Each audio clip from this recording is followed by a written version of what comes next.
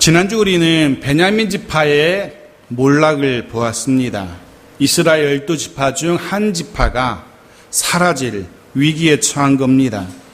베냐민 지파와 싸웠던 이스라엘의 나머지 11지파가 뒤늦게 후회를 하게 되죠. 하지만 이미 베냐민 지파는 진멸된 상태, 이미 돌이키기에는 너무 멀리 와버린 뒤였습니다.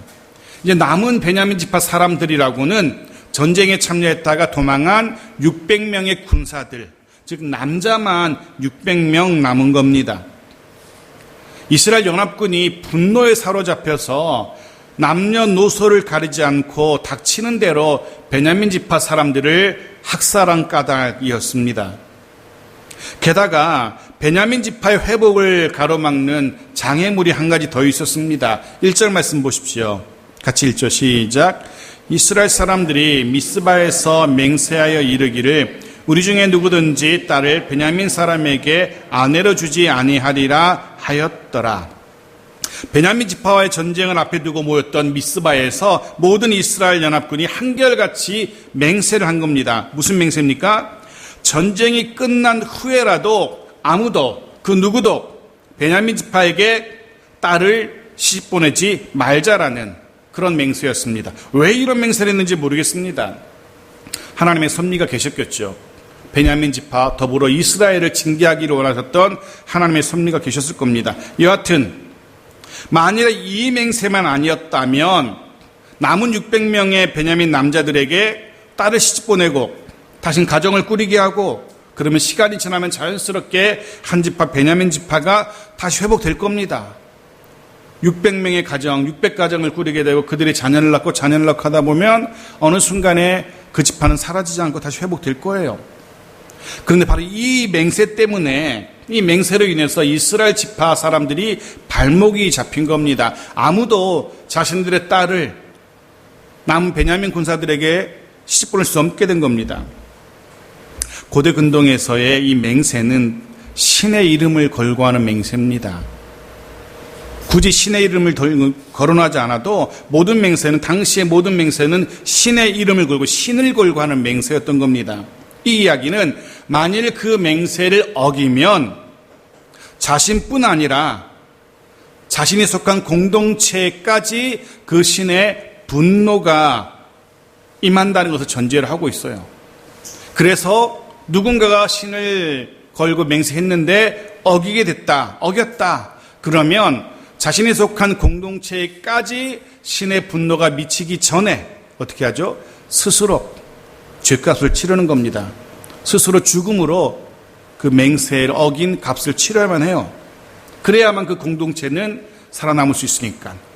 말 그대로 이 맹세는 엄청난 신의 이름을 걸고 한, 목숨을 걸고 하는 맹세였던 겁니다. 그런데 그들은 이 맹세를 그다지 큰 진지한 고민 없이 했던 겁니다. 왜냐하면 그저 베냐민 지파를 향하여서 분노를 품었고 베냐민 지파를 진멸해야겠다라는 그런 마음이 있었기 때문에 마음도 없이 생각도 없이 그런 맹세를 했던 겁니다. 그러고 나서 이제 와서 생각하니까 더 이상 방법이 없는 겁니다. 베냐민 지파를 회복시키기 위해서는 누군가가 이 맹세를 어겨야 되는데 아무도 이 맹세를 감히 어길 수 없는 겁니다. 누구도 어느 지파도 맹세를 어기고 신의 분노를 감수할 만한 사람이 아무도 없습니다. 이스라엘이 이제 사태의 심각성을 깨닫게 된 겁니다. 베냐민 지파를 회복할 방법이 없다는 사실을 깨닫게 된 거예요. 그래서 2절 보십시오.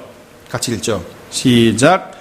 백성이 베델에 이르러 거기서 저녁까지 하나님 앞에 앉아서 큰 소리로 울며. 이스라엘 연합군이 할 수 있는 것 이것밖에 없습니다. 하나님 앞에서 목 놓아 통곡하는 것. 그냥 한번 생각해 보십시오.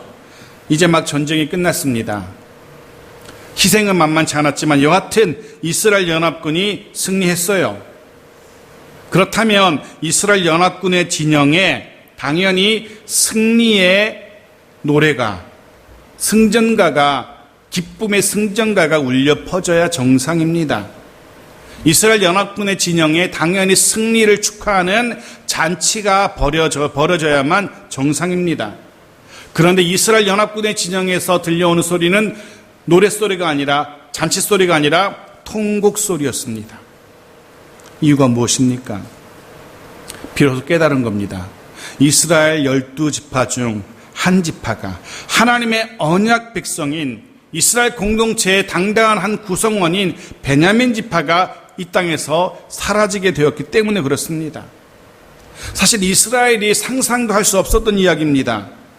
한 지파가, 형제 지파 중에 한 지파가 사라진다는 것은 상상도 할 수 없었던 일인데 그 일이 벌어지게 되었고 그 일이 자신들로 인해서 벌어지게 되었다는 사실 때문에, 그리고 회복할 수 있는 길도 없고 해서 그들은 하나님 앞에 나와서 통곡하고 있습니다. 그런 생각을 하게 됩니다. 사랑하는 성도 여러분, 사실 이 하나님 앞에 나와서 승전가가 아니라, 잔치가 아니라 엎드려 울고 있는 이 이스라엘의 이 눈물이 부럽다라는 생각을 가장 먼저 해보았습니다. 부럽다. 이 눈물이 부럽다. 여러분 한번 여러분 자신의 모습을 생각해 보십시오. 나의 실수, 나의 실패 때문에 하나님 앞에 엎드려서 울어보신 적 언제인지요? 개인적으로 말씀드리면 제가 요즘 갱년기를 지나고 있나 봐요. 눈물이 많아졌어요. 그래서 뭐 TV 볼 때도 이렇게 뭐 식구들이 있을 때는 억지로 울음을 참긴 하지만 혼자 있으면 별일 아닌데 막 눈물이 뚝뚝 떨어지고, 교회 사무실에 앉아서도 이렇게 인터넷 뉴스 보다가 뭐 조금 슬픈 뉴스, 뭐 누가 교통사고를 당해서 죽었다더라, 뭐 이런 얘기 들으면 그렇게 눈물이 나요. 왜 그렇게 눈물이 나는지. 그런 눈물 말고 믿음의 지체들이 어려움을 당할 때, 믿음의 지체들이 아픔을 당할 때 그것 때문에 하나님 앞에 나아가서 울어보신 적이 있으신지, 혹은 믿음 없는 가족들, 친구들, 이웃들의 영혼을 위해서 하나님 앞에 엎드려서 울어보신 적이 언제인지, 바라기는 하나님 앞에서의 이 눈물을 회복할 수 있기를 바랍니다. 내가 할 수 있는 것이 아무것도 없다고 느껴질 때 바로 그때가 하나님 앞에 나아가 엎드릴 때고, 바로 그때가 하나님 앞에 나아가 기도할 때고, 바로 그때 하나님 앞에 엎드려 눈물을 흘릴 때입니다. 그럼 하나님께서 하실 겁니다. 이스라엘 하나님 앞에 엎드려 눈물을 흘립니다. 그리고 그 앞에 나아가 기도하기 시작합니다. 3절 말씀 보십시오. 같이 읽죠. 시작. 이르되 이스라엘의 하나님 여호와여, 어찌하여 이스라엘에 이런 일이 생겨서 오늘 이스라엘 중에 한 지파가 없어지게 하시나이까 하더니, 4절도 같이 보죠. 이튿날에 백성이 일찍 일어나 거기 한 제단을 쌓고 번제와 화목제를 드렸더라. 하나님 앞에 나아가 엎드리고 기도합니다. 그리고 제단을 쌓고 그 앞에 제사를 드립니다. 무너진 베냐민 지파, 그리고 그로 인해서 무너진 이스라엘의 마음의 회복, 무너진 공동체의 회복, 그 출발점이 제단의 회복이었던 겁니다. 공동체 회복의 그 출발점은 바로 예배의 회복, 거기서부터 출발하고 있습니다. 기억하십시오. 여러분 삶에 예배가 회복되어야만 어그러진 나의 삶이 회복됩니다. 여러분 삶에 예배가 회복되어야만 무너진 우리 가정의 모습이 회복될 겁니다. 예배가 회복되어야 됩니다. 이스라엘이 하나님 앞에 나아가 울며 기도합니다. 하나님 앞에 제단을 쌓고 제사를 드립니다. 이스라엘이 드디어 정신을 차리고 그들의 여호와 신앙을 회복한 것처럼 보입니다. 그런데 조금 더 보면 아니었던 것을 보게 됩니다. 이스라엘의 이 모습 속에 결정적인 모습 하나가 빠져 있었기 때문에 그렇습니다. 무엇이겠습니까? 이들이 지금 하나님 앞에 나아가 울기도 하고요, 제단을 쌓기도 하고요, 제사와 번제와 화목제를 드리기도 합니다. 그런데 그보다 앞서 있어야 될 것 한 가지가 빠져 있어요. 자신의 잘못에 대한, 자신의 잘못된 선택에 대한 통렬한 반성과 회개가 빠져 있는 겁니다. 왜 일이 이 지경이 되었는지, 자신이 무엇을 실수했는지, 자신이 무엇을 잘못했는지에 대한 처절한 반성 없이, 보십시오. 이스라엘이 이 사태의 원인을 누구에게 돌리고 있습니까? 3절에 그렇게 말해요. 하나님이라고 얘기하고 있어요. 하나님이라고. 하나님께서 한 지파 베냐민을 없어지게 했다라고 그렇게 하나님 앞에 나와서 불평하고 있는 겁니다. 과연 하나님이 베냐민 지파를 없어지겠습니까? 아니지 않습니까? 베냐민 지파가 이 땅에서 사라지게 된 이유는 이성을 잃고 형제 지파인 베냐민을 학살했던 이스라엘 연합군의 잘못된 선택과 결정이었습니다. 자신들이 잘못해서 그렇습니다. 토막난, 조각난 레위인의 첩의 시체를 보고 이성을 잃고 흥분해서 하나님께 지혜를 구하지 않은 채 베냐민과의 전쟁을 선포했던, 그리고 그들을 학살했던 이들은 자신들이었어요. 하나님 책임이 아니었습니다. 그럼에도 불구하고 이 일의 모든 책임을 하나님께로 돌리고 있어요. 진정한 반성이 빠진 기도, 진정한 회개가 빠진 예배, 그것은 의미가 없는 겁니다. 이후에 그들의 기도가 참된 기도가 아니었다는 것이 드러나요. 이후에 그들의 예배 제사가 아무 소용이 없는 형식만 남은 제사였다는 사실이 이내 드러납니다. 이들의 기도와 이들의 제사는 하나님과는 무관한 그저 자신들의 감정을 쏟아내는 무의미한, 하나님과는 무관한 기도, 하나님과는 무관한 제사였던 겁니다. 무엇을 보면 알 수 있냐면 기도한 이후에, 예배드린 이후에 이스라엘 연합군은 하나님의 음성을 기다리지 않습니다. 애써 기도해 놓고 하나님의 응답을 기다리지 않고 있는 겁니다. 애써 예배하면서 하나님의 말씀을 기다리지 않는 겁니다. 그저 기도하고 그저 예배하고 그것으로 끝인 겁니다. 그 기도 가운데 하나님 뭐라고 답하실지, 그 제사 가운데 하나님 어떻게 응답하실지에 대해서는 관심이 없는 겁니다. 그래서 이들은 기도한 이후에도, 그래서 이들은 제사 드린 이후에도 그 다음에 삶의 모습 보면 그저 자기들이 하고 싶은 대로 늘 해왔던 삶의 방식대로 여전히 살아가는 모습을 보게 됩니다. 이들이 베냐민 지파의 일을 처리하는 방법도 역시 그렇습니다. 기도와 무관하게, 제사와 무관하게 자신들의 방법대로 일을 해결하려고 합니다. 조심하셔야 됩니다. 우리도 늘 조심해야 돼요. 주일의 예배, 하나님을 향한 간절한 기도와 찬양, 매주일마다 선포되는 하나님의 말씀, 그 주일의 모습입니다. 그런데 집으로 돌아가서의 삶의 모습을 한번 여러분 생각해 보십시오. 월요일부터 토요일까지 한 주의 삶의 모습을, 여러분의 삶의 모습을 한번 생각해 보십시오.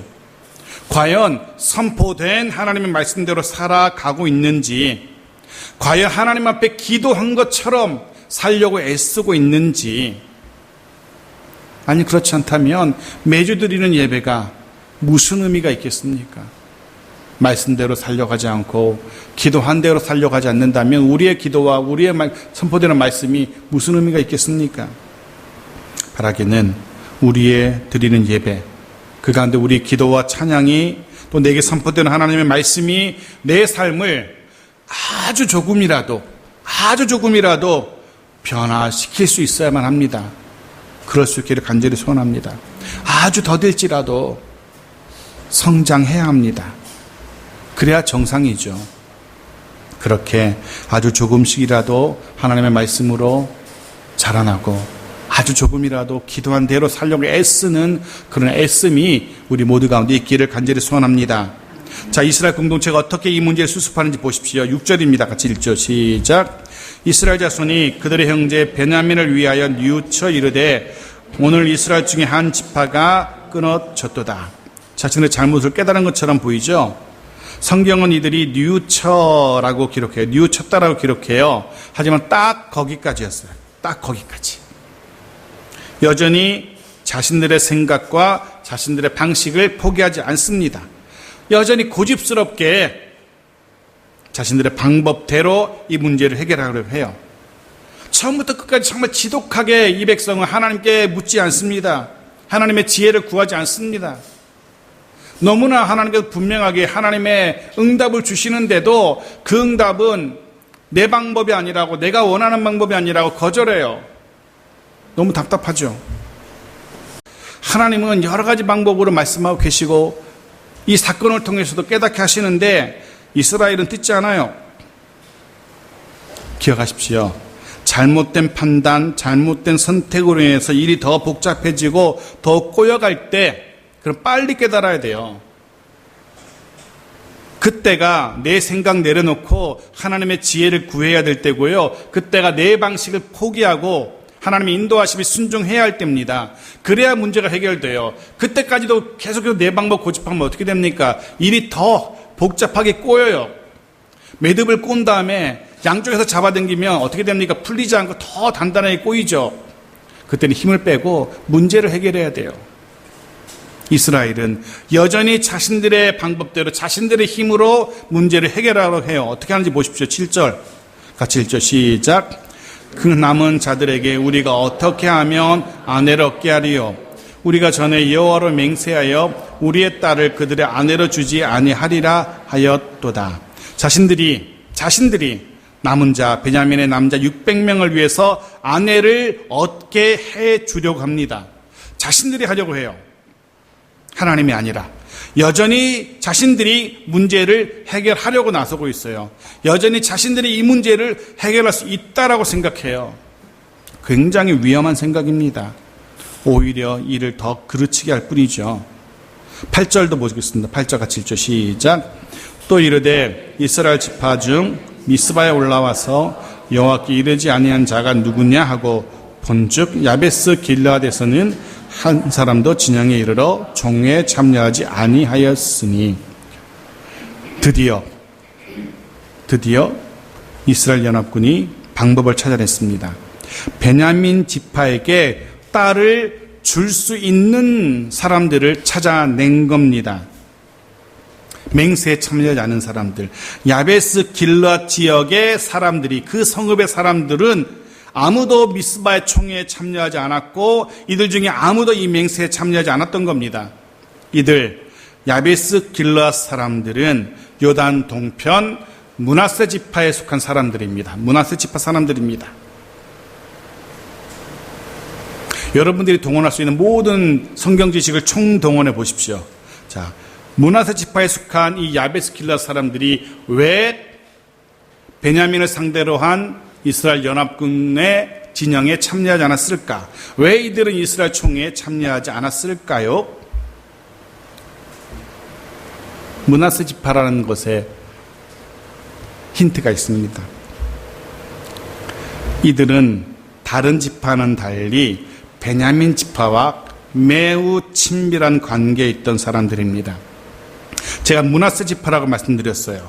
므낫세 지파는 요셉 지파로부터 갈라진 지파입니다. 에브라임과 므낫세, 요셉 지파 사람들입니다. 요셉 지파가 둘로 나뉘어서 에브라임, 므낫세 되었거든요. 해서 므낫세 지파는 요셉 지파라고 할 수 있어요. 아버지가 같아요. 요셉 지파라고 할 수 있어요. 그런데 생각해 보십시오. 요셉 지파, 요셉과 가장 가까운 사람이 누구였겠어요? 막내 베냐민이었어요. 왜? 같은 어머니 라헬의 소생이었거든요. 이 둘만, 요셉과 베냐민만 라헬의 아들들이었어요.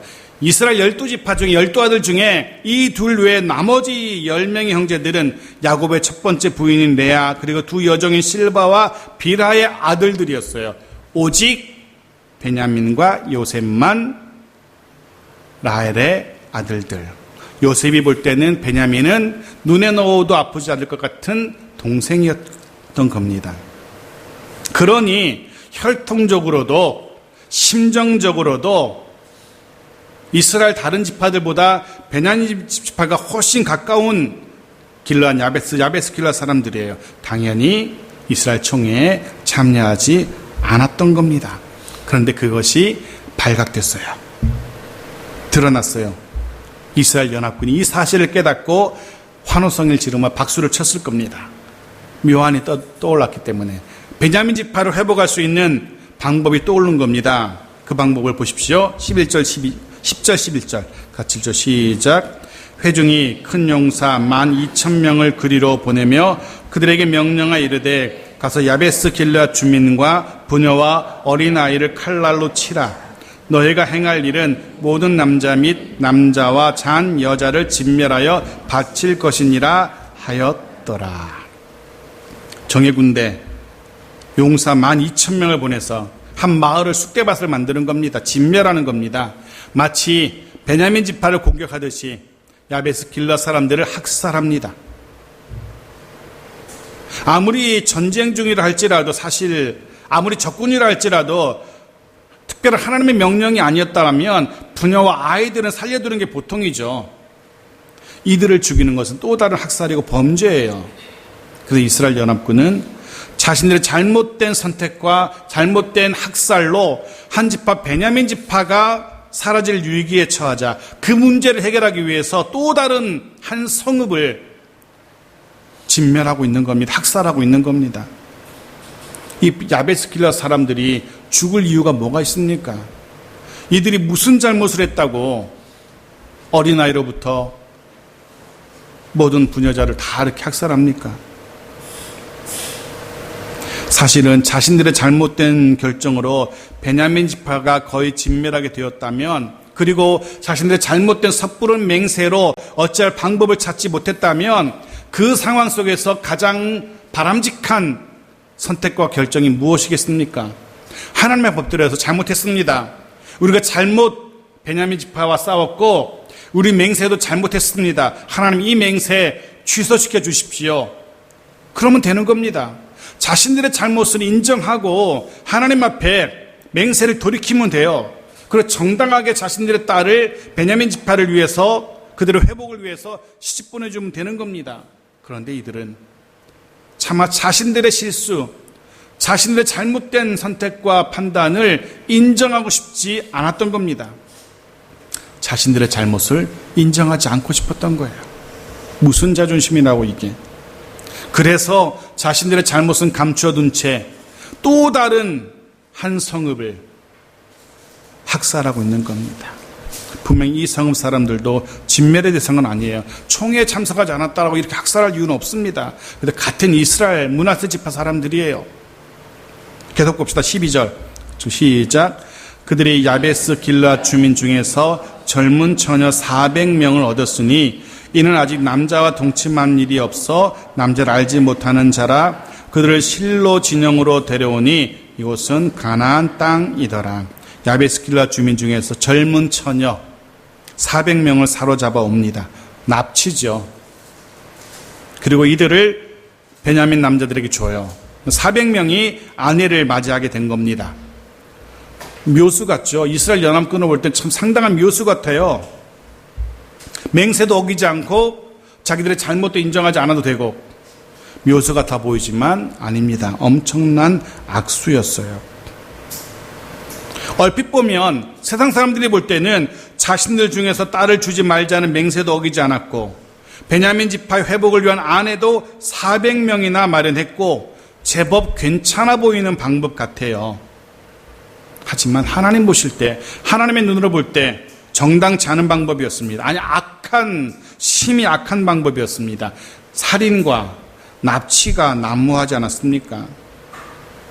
아무리 결과가 그럴듯해도, 아무리 결과가 제법 괜찮아 보여도 하나님께서 기뻐하지 않는, 하나님께서 심히 싫어하시는 방법이었어요. 하나님과 무관한 너무나 인간적인 수단과 방법이 가득합니다. 그렇게 했으면서도 아직 200명이라는 베냐민 사람이 아내도 맞이하지 못하고 있어요. 12절 마지막에 어떻게 끝나고 있습니까? 12절 마지막 보십시오. 이곳은 가나안 땅이더라. 성경 기자가 이곳은 가나안 땅이더라 라고 딱 이렇게 마지막 부분에 기록해 놔요. 무슨 의미일까? 이 사건을 마무리하면서, 야베스 길라앗을 학살하는 이 사건을 마무리하면서 이런 일이 있었던 곳이 다른 곳이 아니라, 이방 땅이 아니라, 이방 백성이 살아가던 땅이 아니라 가나안 땅이었다라고 못을 받고 있는 겁니다. 왜? 가나안 땅이 어떤 땅이길래? 가나안 땅은 하나님께서 이스라엘 민족에게 특별히 허락하신 약속의 땅입니다. 이 땅에서 하나님은 이스라엘 백성이 하나님이 되시고, 이 땅에서 이스라엘은 하나님의 백성이 되어서 하나님께서 기뻐하시는 모습으로 살아가야 할 땅이 가나안 땅이었어요. 신명기 11장 11절 12절 같이 보겠습니다. 같이 보고 말씀을 정리해 볼게요. 같이 읽죠. 시작. 너희가 건너가서 차지할 땅은 산과 골짜기가 있어서 하늘에서 내리는 비를 흡수하는 땅이요 내 하나님 여호와께서 돌보아 주시는 땅이라. 연초부터 연말까지 내 하나님 여호와의 눈이 항상 그 위에 있느니라. 아멘. 가나안 땅, 이 땅은 하나님이 돌보아 주시는 땅입니다. 사실 세상적으로 이야기하면 가나안 땅은 그리 좋은 땅은 아닙니다. 옥토밭이 아니에요. 사실은 산림이 더 많은 곳이 가나안입니다. 농경사회지만 농사지을 땅은 그렇게 많지 않은 땅이 가나안 땅이에요. 그럼에도 불구하고 하나님은 이 땅을 향하여 약속의 땅이라고 말씀하시면서 그렇게 말씀하세요. 내가 돌보아 주는 땅이라고. 가나안 땅이 의미가 있는 이유는 그 땅은 하나님이 돌보아 주시는 땅이기 때문에 그렇습니다. 연초부터 연말까지 하나님의 눈이 항상 그 위에 있는 땅이랍니다. 1년 365일 단 한순간도 쉬지 않으시고 하나님께서 지켜보시는, 돌보아 주시는 땅. 그런데 그렇게 1년 360일 단 한순간도 쉬지 않으시고 하나님이 지켜보시는 그 땅에서 어떤 일이 지금 일어나고 있습니까? 동족 간에 의미 없는 피비린내 나는 전쟁이 벌어지고 있고 말도 되지 않는 부녀와 어린애까지 잔혹하게 살해하는 일들이 그 땅에 일어납니다. 그리고 나서 하나님 앞에서 진지한 반성, 회개는 찾아볼 수 없는 땅이 되었습니다. 그저 인간적인 꼼수만 난무합니다. 여인들을 납치해서 강제로 처음 보는 낯선 남자에게 아내가 되게 하고 이런 일들이 벌어지고 있어요. 이게 약속의 땅, 하나님의 눈이 머무는 땅이라고 할 수 있을런지, 이 땅을 바라보시면 하나님의 마음이 어떠했을지. 자, 이제 우리에게로 시선을 돌려봅시다. 여러분은 어떠신지. 이 약속은 오늘 우리에게도 동일하게 적용됩니다. 하나님은 오늘도 우리를 바라보고 계셔요. 여전히 하나님은 그 눈으로 나를, 우리를, 여러분을 바라보고 계십니다. 그렇다면 정말 우리 가정, 내 삶, 우리 가정, 과연 하나님께서 다스리시는, 하나님의 눈이 머무시는 그런 가정인지, 하나님 기뻐하실 만한 그런 삶을 살아가시는지, 그런 가정의 모습인지.